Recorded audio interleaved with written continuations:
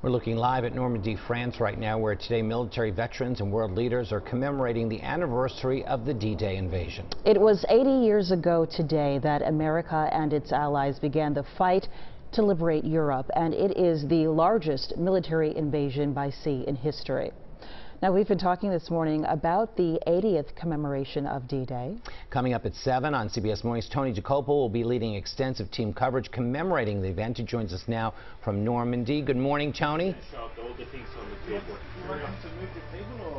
Good morning, Jim. Good morning, Janelle. The official ceremony, you may be able to hear, just began behind me. One of the things I'm thinking about at this particular moment as the emotion rushes into this space, this hallowed ground, this American soil, a gift from France. One of the things that comes immediately to mind is that at this particular moment, 80 years ago in America, we knew the invasion had begun, but we all held our breath unsure of what the result would be, what would be won, and then more importantly, what would be lost. The crosses you see behind me, the Stars of David you see behind me, 9,388 American soldiers, most who died on D-Day or shortly thereafter.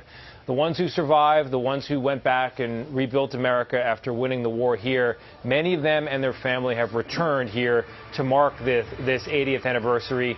And the thinking is, part of what makes this so poignant is that this will be the last of the major anniversaries with a living memory present.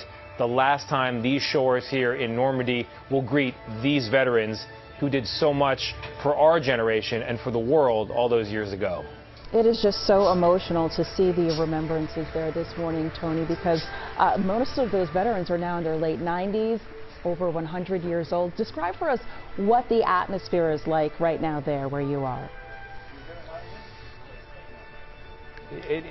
I would be surprised if there are any dry eyes during the visits that people are taking here, not only because this pine bluff behind me that has become an American cemetery overlooks Omaha Beach, and late yesterday as the sun was setting, I walked down a path to that shore where there are memorials to the dead, in addition to the still in their place gun arrangements of the German military that defended these shores in an effort to hold Europe in its grip. Those are still there all the way down to the waterline.